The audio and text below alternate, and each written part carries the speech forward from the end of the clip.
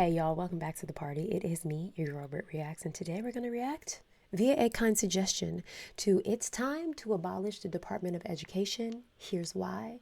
This is from Brett Cooper's new YouTube channel, episode 4 to be exact. Let's see what her point of view is.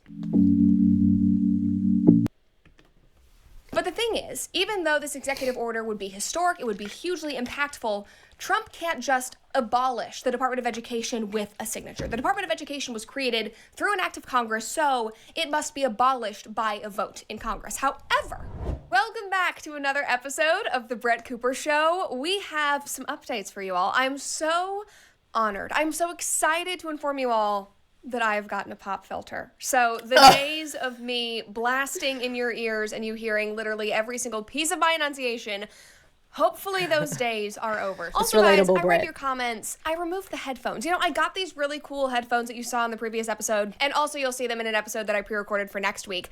But I got these really cool headphones. They're from the 70s. We got them fixed up so that I could use them. I put it on, and it just didn't feel right. And oddly, I just felt so weird wearing them, and I saw comments being like, Brett, you don't need the headphones anymore. So I have officially ditched them.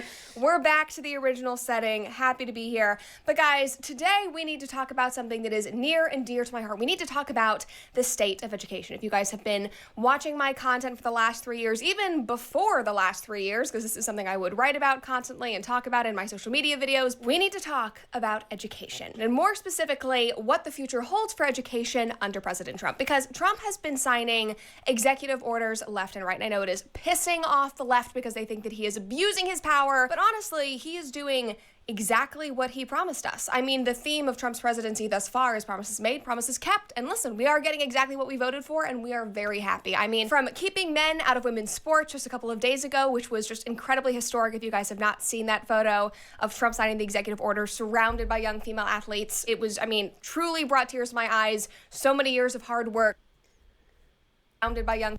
I'm going to say something, and it might piss y'all off, but I saw this picture and I saw a comment saying, like, where are all the young girls of color? Y'all are gonna be mad, but it's a question and I want your answer. Perhaps if you zoom out, there are some young girls of color, but I just want to present that question because I saw the question and I mean, I see like one little girl who potentially is of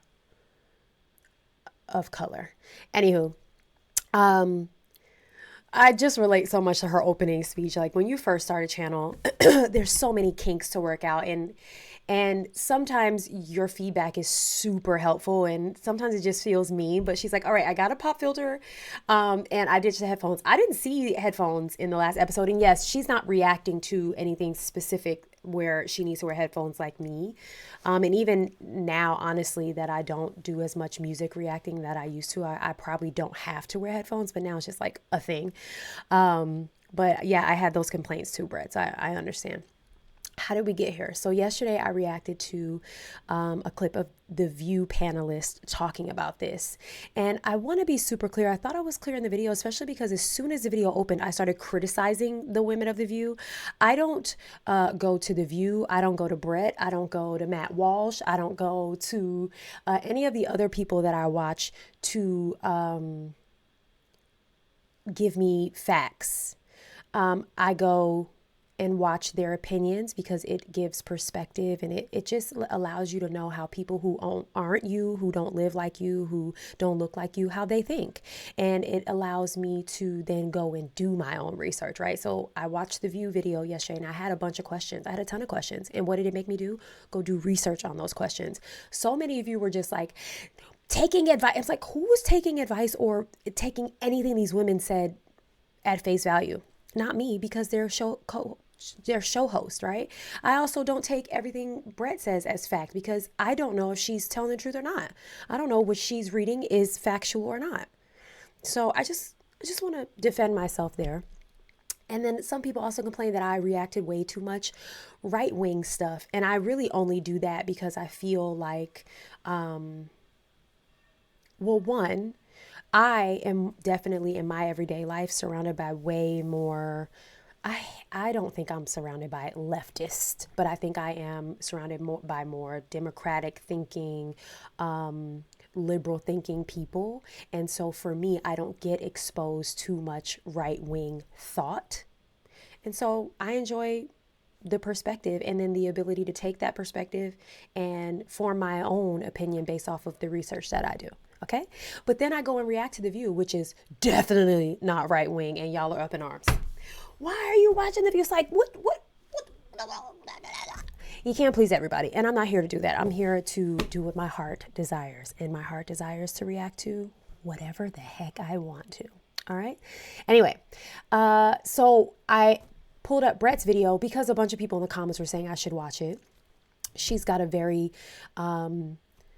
educated but fresh and young take. You guys told me she emancipated herself at a young age. She's super educated. She graduated really early.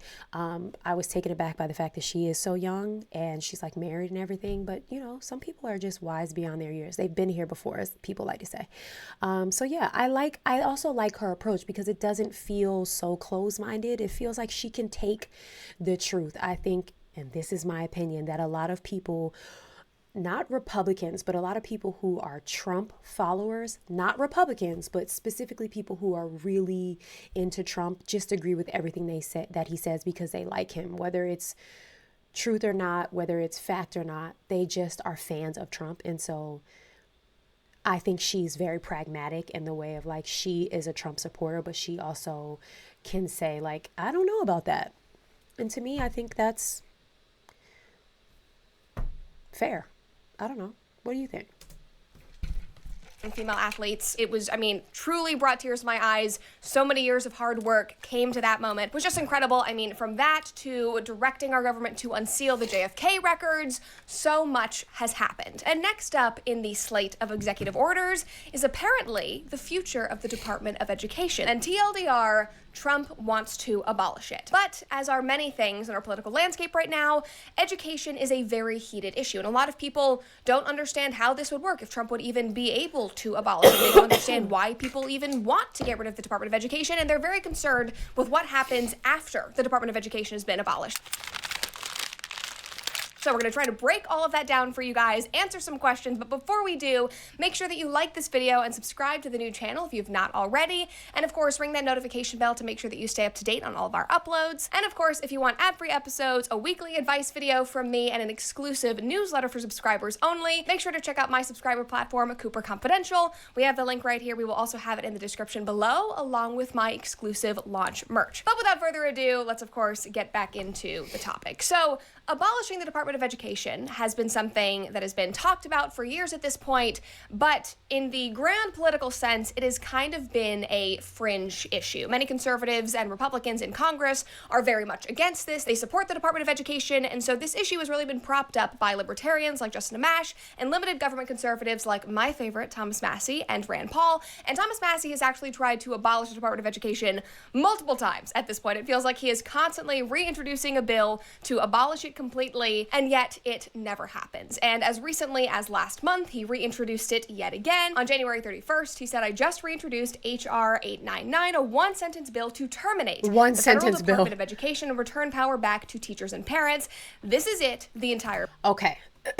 So another thing, just in regards to my video yesterday with The View, and you have to put this into perspective, right? Like, The View is an hour-long show. They have guests and things. They don't even have the time to really dive into things. It super irritates me that they don't.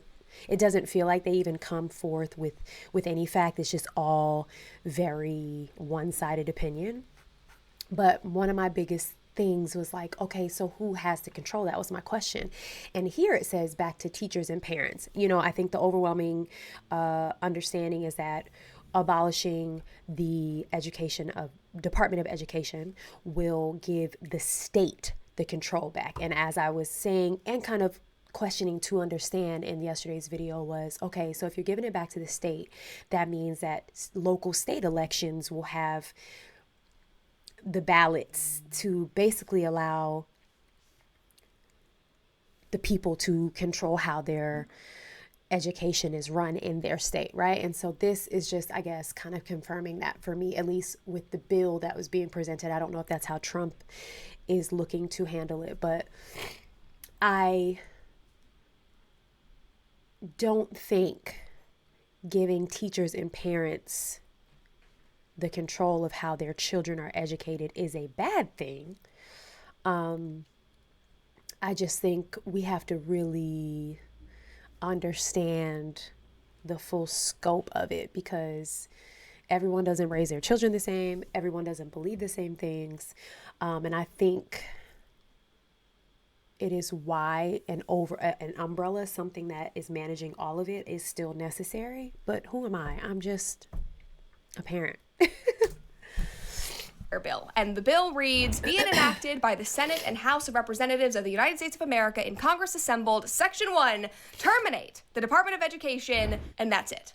That's literally it. one line. It is pretty epic. But of course, that would never pass in our modern government because, as we know, bills have to be like 700 pages long and chock full of ridiculous, random things that our government wants to spend money on. So, of course, this has not passed. But with Trump's comeback with his focus on slimming down government, with Elon Musk's influence and the influence of Doge, eliminating this incredibly bloated, incredibly corrupt government department seems more possible than ever. And this time around, with this reintroduction, Massey actually has 30 Republican co-sponsors for this bill. So okay, I have another question. If we think all of these departments are so corrupt, what is stopping us, and I mean us by anyone who feels the way Brett feels, from believing the White House and all of its participants, delegates, whatever you want to call it, are not also equally as corrupt?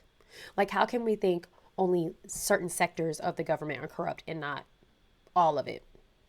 Are we picking and choosing? Again, this is why I feel like sometimes people just like just call it what it is. Like, you're just a fan, and anything that these people, this man, whatever, say, you're going to go for it. Just the same way people felt with people who backed Kamala and Joe.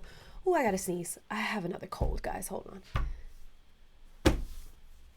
Is it going to come out?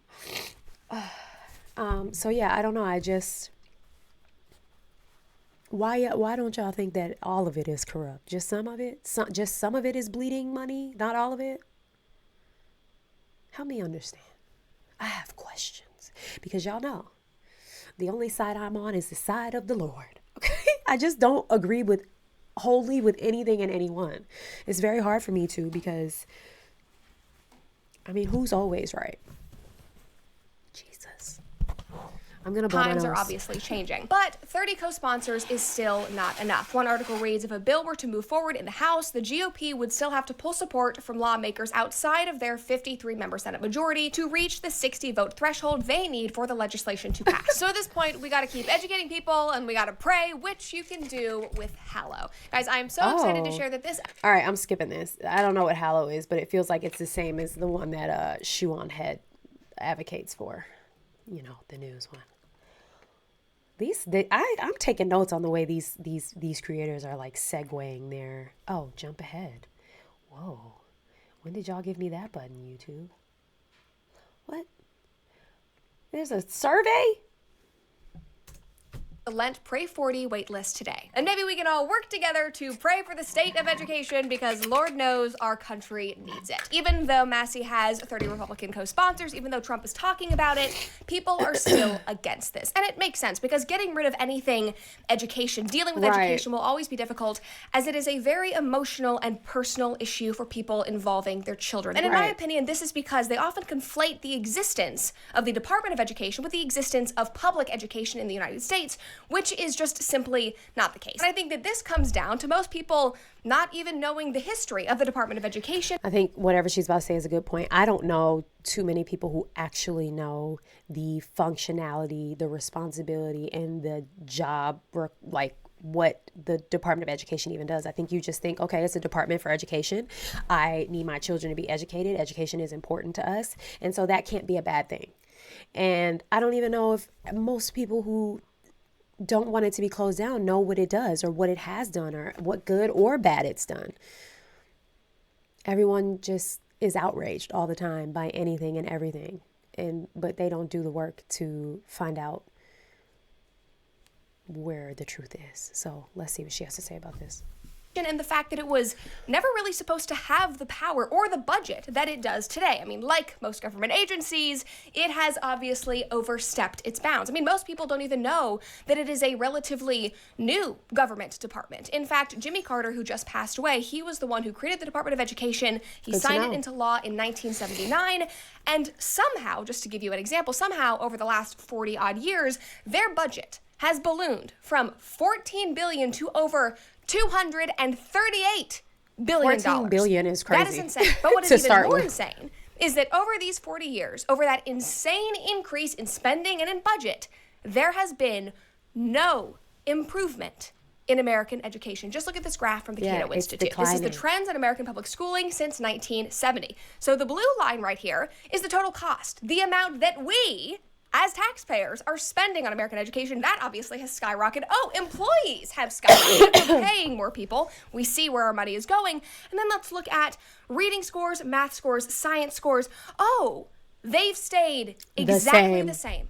There has been no improvement in the slightest. Now, to give you guys a bit more backstory and context on this department and on this issue as a whole, I called my friend Ryan Gerdusky, who is the founder of the 1776 Project PAC, which is reforming school boards across the country, is trying to reform education. He is a genius on all things American education. Wow. And he broke down the history of the Department of Education like this. Before there was a Department of Education, there was something called the Office of Education. That came out about right after the Civil War in 1867.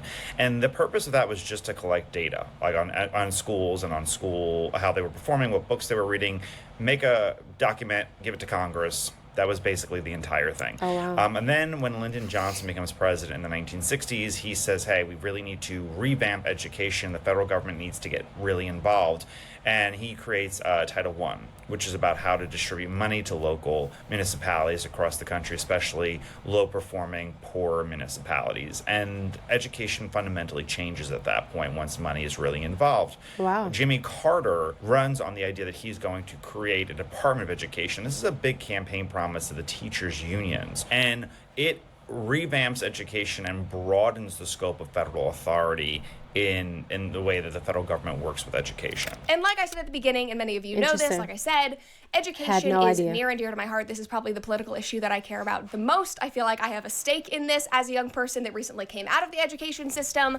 I feel like I tried every different form of homeschooling and public schooling. I went to community college. I went to a formal university. I've basically tried everything except Catholic school at this rate, and I know that there are problems. But the one thing that really stood out to me that I learned from Ryan when I interviewed him was that all of the intended functions of the Department of Education already existed in our federal government prior to 1979, prior to the department actually being created. They were just broken up into different departments based on what those departments' specialties were. They were not under one huge umbrella. And creating the Department of Education consolidated all of it and gave this department and the unions that lobbied for the creation of this department major power and control, as Ryan also covered. Listen here. Many of the functions of the Department of Education were happening pre the creation, but they happen within different departments. This consolidates them and brings it all under one house, and it really gives the teachers' unions representation, and also creates a massive budget. All of the unions definitely create huge pressure. The teachers union is one of the largest unions in the country, and depending on what state you live in, they could be the largest, in any given region. And guys, to this day, the people who have the most control over the Department of Education, who are the major lobbyists, the major motivators behind everything they do, and that would be the teachers unions, quickly followed by the guidance counselor union. And if you don't know about the power of teachers unions, maybe we'll have to do an entire episode just in... This is a question, correct me if I'm wrong, but shouldn't teachers have a big say? Or should we be more concerned about parents and, in turn, the students? That's a question I'm asking. Should we not care so much about what the teachers are lobbying for and needing because it's more selfish to them and worry more about the kids? Or do we care about the people who are educating our children? Let me know in the comments. dedicated to that because it is truly insane. And based on the graph that we just looked at from the Cato Institute, it seems like these unions, these major lobbyists, the motivators behind the Department of Education, have cared a lot more about lining their pockets, about hiring more administrators, obviously, because the staff is growing, and pushing political ideologies instead of improving American education. In fact, in a recent... Okay, so she kind of just answered my question saying the teachers union that are lobbying for this, the Department of Education, are trying to line their pockets, which I think we all can agree teachers do deserve to be paid more, but perhaps, the lining of their pockets is not for the right people or for the right things. They are paying for more administration because they're hiring more people. I guess I don't know what's wrong with that. And then also to push the agenda of things that children have no business being taught and or introduced to in the schoolhouse. Am I understanding that correctly? Again, all questions. I'm just trying to process what I think I'm hearing. Growing and pushing political ideologies instead of improving American education. In fact, in a recent op-ed for The Hill, Representative Harriet Hegman spoke on this perfectly. She wrote, "That money, in other words, the $238 billion, hasn't been effectively used to educate our young. It has disappeared into the maw of the Department of Education with no accountability for failure. The departments not related to education activities are also well known. Federal bureaucrats, for example, spent 3 years seeking to replace the word sex in federal education amendments to the Civil Rights Act with sexual orientation and gender identity. They have..." So basically, instead of using the money to help educate our children, funding towards them, they've been spending money to change things like sex to sexual orientation and gender identity, a la like on testing and things like that where you mark your gender. Yeah, that's ridiculous. It is. Like, when you look at where money is being put, it isn't being put into educational programming, STEM, engineering, art programming. It's being put into things like that. I take issue with that. I do, for sure. In federal education amendment to the Civil Rights Act with sexual orientation and gender identity. They have interfered with teachers' ability to remove disruptive and dangerous students from their classrooms, and they have promoted a seemingly endless stream of woke policies at the expense of our cohesiveness and to undermine pride in being American. The result? They are turning out generations of children who can't read or do math and believe that America is evil. The math and the reading part is for sure. Okay, so it just seems like instead of focusing on just school being school like how it used to be, now school is, I can definitely say these kids are on their phones, they dress how they want. School is nothing like how it was when I was there. Okay, all right. I just think she's doing a really good job of breaking down the entire argument from the conservative Republican side. And I don't see an issue with that. Turning out generations of children who can't read or do math and believe that America is evil. These kids can't read and these kids can't do math. So many lawmakers and so many conservatives like myself want to see this department dismantled. It is beyond time to silence that disruption like I do with my silencer from Silencer Shop. And you all know that I am a big advocate. Two in one video? Go for it. Go, good girl. Get to the bag. She is making money. To get your suppressor. Upgrade your guns today. But obviously, right now, this noise and this disruption to our education system has not been silenced. It is in full force. And it is not positively impacting the quality of our children's education in the slightest. In fact, by taking power away from the states and the parents, many argue that it has only made education worse, not just stagnant. And so, as part of his 2024 campaign, one of the ideas that Trump ran on, one of the promises that he ran on, was abolishing this department in its entirety and sending power back to the states. Just take a listen from one of his rallies. I'm going to take the Department of Education, close it in Washington, let the states run their own education. We spend more money per pupil than any other nation in the world by far, and yet we're ranked at the bottom of every list. Which is all true, which should be incredibly embarrassing to every American. It should be a top priority for Americans to figure out how to fix this so that we can serve our children and our students better. And yet, on the left and with many Republicans, the only solution they seem to come up with is more money. But we are already spending an insane amount of money. And again, going back to that graph, you can see where the money goes. It goes to the unions. It goes to the administrators. It does not even go to the teachers, which we're going to talk about later. But going back to Trump and going back to his promises, promises made, promises kept. Just this week, the Wall Street Journal revealed that Trump... So teachers' unions don't equate to teachers? Is that what I'm hearing?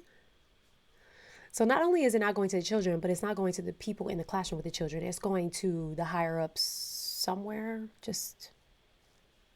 This is wild. Trump is actively taking steps to ready an executive order that would, quote, dismantle the Department of Education. So apparently that is next in the pipeline. They wrote, Trump advisors weigh plan to dismantle education department. Administration officials are discussing executive order that could shut down key functions of the agency. And that was published on February 3rd. This has got people very excited. It was trending for like 24 hours on X. But the thing is, even though this executive order would be historic, it would be hugely impactful, Trump can't just abolish the Department of Education with a signature. The Department of Education was created through an act of Congress, so it must be abolished by a vote in Congress. However, with an executive order, Trump can break it apart. And that is what people are speculating that he'll be doing. Here is how Ryan broke it down. We want the Department of Education, certain things in the Department of Education to still happen. We want Title IX to be enforced, right? We don't want biological women to compete with biological men in sports. That is partly Title IX. My guess is he's probably going to move Title I into... Why don't we want safety in the school for our children, the children that are learning how to handle mass shootings in pre-K? Why isn't that a part of something in any of these titles or laws? What are we doing about that? Is that not the Department of Education? That's not their job, right? That's not their job? Okay. Y'all are gonna... I can't wait to read these comments. I'm just asking questions. I'm just playing devil's advocate because as a mother who will never forget the day my 5-year-old came home in tears because she was mortified that they had to practice a lockdown drill. But she hasn't done a tornado drill. I used to sit in the hallway with my head in my lap all the time. You know what I mean? It's mortifying. And it's mortifying that it doesn't feel like the government is worried about fixing or changing that. But we're worried about all of this. Which I'm not saying there's not anything wrong with this. But why are we not also what department do I need to be talking to for that? Where can we put money into that? Wait, whose budget? Basically give it back to the states almost immediately and have the very limited federal interaction as far as distribution of state money goes. And then Title IX will probably get moved to the Department of Justice is what I imagine, or maybe HHS, Department of Health and Human Services. Whatever they have to preserve, Pell Grants will get moved to maybe the Treasury or something like that. Whatever they have to preserve will get moved to other federal departments. The Department of Education will probably be a building with no lights on. So TLDR, how this would work is that many of the original core functions of the department, pre-Department of Education, pre-Jimmy Carter era, they would still exist. Title I would be protected. It would be just moved under a different jurisdiction. Title IX, everything that we fought for women, for protecting women, that would be protected. It would just be moved. It would all be reallocated and shifted around to break up this power monopoly that this department has over our education system and over the states. And you just gotta know, and I love this, that the teachers' unions are losing their minds. Because remember, they were the ones who wanted this in the first place. They are the ones who benefit the most. They are the ones who have the most power over everything this department does. So I want you to take a listen to my good friend, Randi Weingarten. Randi Weingarten, if you didn't know, is one of the people that I despise most on the face of the earth. She's the president of the country's largest and most powerful teachers union, and she recently did an interview where she was screeching about Trump's plans for the Department of Education and how this would take money away from students and instead line the pockets of billionaires. Where's the money going? Who's taking it? Are they trying to take that money that kids get for tax cuts for billionaires? What's going on? That's why we have to see what they're doing. It is illegal to take that money out of children's mouths and give it to billionaires. See, this is why this issue is so... She wasn't screeching, Britt. That's not nice. Okay.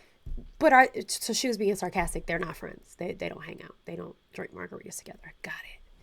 Children's mouths and give it to billionaires. See, this is why this issue is so emotional, because they say things like this: we're taking money away from your kids are going to go hungry, they're lining the pockets of billions.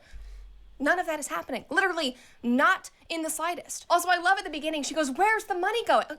The money wouldn't exist in the first place because we would stop taxing people, American citizens, the parents of these students would be able to keep more of their money. That is where it would go. It just wouldn't go to you, Randy, which I think is what you were most concerned about. Because again, none of what you just screeched about and basically burst into tears over is happening. None of it. Yes, you might make less money. Your $500,000 a year salary might decrease. You might have less power, but what is she doing to make $500,000 a year? And the teachers union. She's not a teacher because teachers don't make that much. What is she doing? She just got to be on TV and do interviews? What is her job? What is the job description? Somebody help me. Children will still be able to go to public school. Children will still have access to school lunches, if that is what you're concerned about. Teachers will still be paid as their salaries are set by the state. They're not even set by the federal Department of Education. And I just want to be on record saying that I am in favor of anything that decreases the political power of these teachers' unions, that decreases the power of people like Randi Weingarten, who use her position to further her own political ideologies and to make more money for herself. So yes, Randy, that is a long way of saying that money will be allocated differently. That will change, but it will be sent to the states. So I don't think you're going to see a massive slashing as far as spending goes. It's really who does the spending and where. So I don't think you're going to see most of it go away. There will be somewhat of a fingerprint still from the federal government on education, and then the rest will be deciphered by the states and local government. Which, interestingly, you seem to support, Randy. States and localities run education. That's where 90% of the funding for education goes. They already run it. They should run it. The federal government should not run it. I'm so glad we can all agree, Randy, that the state should run education, that the federal government, with your $238 billion budget, should not be running the American educational system. So maybe that faux emotional outrage that we just saw is really not about the students, but it's about you and your pals losing political power. So hopefully, guys, those insights from Ryan, that brief history about the Department of Education, Trump's plans, how that would actually work, hopefully that clears this up for you, explains why this is happening and what you can expect. So yes, things hopefully are going to change, but hopefully if this works the way that we want, fingers crossed, this means that students will be getting a better education. This means that parents and states and school boards, the people who actually understand their local students and understand what they need, will be given power again. And hopefully this means that our education system will stop being run into the ground by a small sect of self-serving bureaucrats. So in my opinion, this is something that everyone, regardless of whether you are on the left or the right, should be excited about. And if you are worried about this department being abolished in its entirety and that causing something that we've not planned for, according to Ryan, Republicans don't even have the votes to do that as it stands now to abolish the department, so maybe it's something we don't even need to worry about. Congress has to vote for it, basically. He needs the 60 senators, and there's 53 Republicans, and I don't think most of the Republicans, not most, but there's a lot of Republicans who would not support abolishing the Department of Education. So a formal closing it down is probably not going to happen, but reducing its size and scope of what it does will probably, happen. So again, support for your students is not going away. Protections over students are not going away. Aid for school lunches is not going away. The Pell Grants aren't going away. They will hopefully just be run by people who are actually involved in those specific issues. Hopefully the person that is now overseeing school lunches will be RFK Jr. And hopefully this reallocation means that students' education will not just be increasing, but also their health will be increasing. And I also think that this could help spark fresh involvement from parents and students on the local level, because I want you guys to know that you actually have way more power than you think. Like, we really, honestly, do not have to wait for any of this to happen on the federal level. We do not need to wait for this executive order or for any of this to take effect to make a change. And the school system in Miami-Dade County in Florida is a testament to this. Just listen. In some districts, like in Miami-Dade, which is a conservative majority school board, you're seeing dynamic changes. You're seeing Singapore math in the classrooms. You're seeing classical reading levels now, reading going to K through 3, soon to be K through 5. they're trying things. And when school boards are actually dynamic and have the ability to really make reforms, you're able to see big improvements in education. I mean, all of that is incredible. They are getting a classical education in elementary school thanks to what the school board is doing and what they are willing to try and implement. Another great example that Ryan talked about were the states of Mississippi and Louisiana, who had the best student rebound in the country, in the entire nation, post-COVID because of the steps that the local school boards and local legislators took. In fact, in Mississippi, fourth graders had achieved the #1 spot in the nation for gains on the NAEP in reading and in math. With This is huge, guys. I just want you to know this part right here is huge because it's a big reason why my daughter is not in public school this year. It's a big reason why I decided to homeschool, because these kids are not being given the foundational education they need in elementary school. And it's devastating because you see it showing up in all the other parts of their life, right? And so, yeah, I mean, of course, a county is going to know way more about what their local community and their children need than the federal government. And so, yeah, I mean, I think a lot of the outrage about this one is just rage bait, people only reading one thing and they're like, they're gonna abolish the Department of Education, that they're trying to get rid of education. It's like, if you really look into it, what is our education system right now? It has failed our children miserably since it's y'all, it's bad. It's bad. That's all I can say. It's bad. And it's really a war at this point between social media and education. Our kids are learning everything they know off of TikTok. Okay. had achieved the #1 spot in the nation for gains on the NAEP in reading and in math, with fourth graders scoring higher than the nation's public school average in math and tying the nation in reading. In addition to that, eighth graders had outpaced the nation for growth in math and held steady in reading. Nationally, scores for most NAEP subjects dropped or remained flat. And in Louisiana, the results were similar. And the superintendent there credits this to getting back to the basics. And credits it to states' rights. And he said this in a recent interview from just a couple days ago. He said, "I operate from what I call the BRAVE plan, going back to basics, redesigning systems, accelerating parental rights, valuing teachers, and expanding educational freedom." It's so funny how things get better and move more efficiently and faster when you remove the influence of government. He goes on and he says, "This department is organized to accomplish those things. That is the way that we push out resources, and it's what drives our conversation with community members, policymakers, and educators." Okay, so I think the biggest takeaway for me, and you guys can tell me, is that we're removing the influence of government out of the schoolhouse and giving the influence back to the teachers and the curriculum, the basic curriculum, not all this other stuff that has just been piled on top. Okay, all right, okay. That is the way that we push out resources, and it's what drives our conversation with community members, policymakers, and educators. It is a comprehensive set of reforms we put in place, and it's really encouraging to see movement. Right now, we also have a ton of alignment between our governor's office, our legislator, our state board, and our agency. And that united front helps with implementation in schools. I also think that we execute really well. I've had conversations with individuals in other states that have attempted similar reforms, but the execution wasn't what it needed to be. We are really intentional about both the initial launch of policies, but also support afterwards. And then continuing on, he said, many schools and systems and educators across the country have chased shiny things, and sometimes even ideologies that aren't necessarily relevant to simply teaching kids to read and do math. At a time when funding is becoming less plentiful, which is odd because, again, $238 billion budget, that really shouldn't Where is be it the going? case. States need to look at academic returns on investment. It's a really good time to focus on schooling, particularly in elementary schools. I mean, seriously, it is comical that this is something that a superintendent has to say, that really it's a good time to focus on schooling.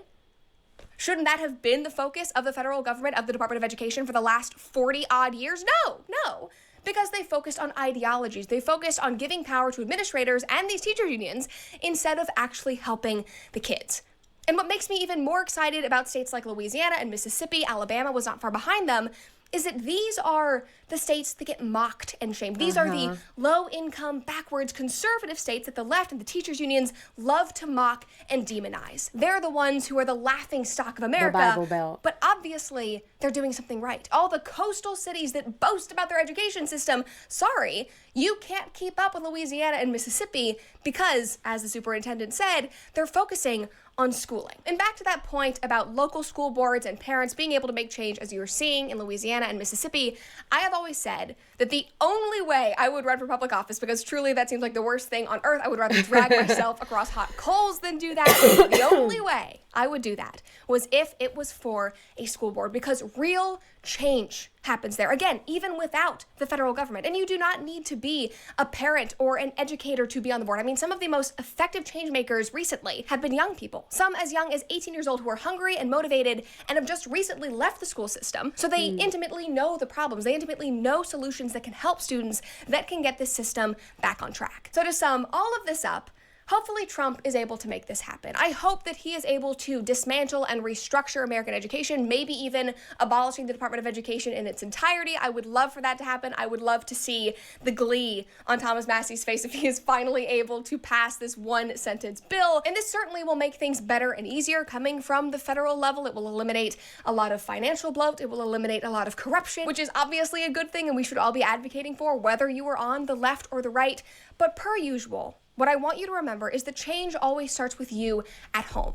So if there's something that you do not like about your school system, if there's something that you do not like about your child's education, the power is in your hands. And if you are a student, there is so much that you can do. And I urge you to look into Ryan's work with the 1776 Project PAC. And with all of this combined, after 40 plus years, we will finally, hopefully, be focusing on improving American education, because truly that is the end goal.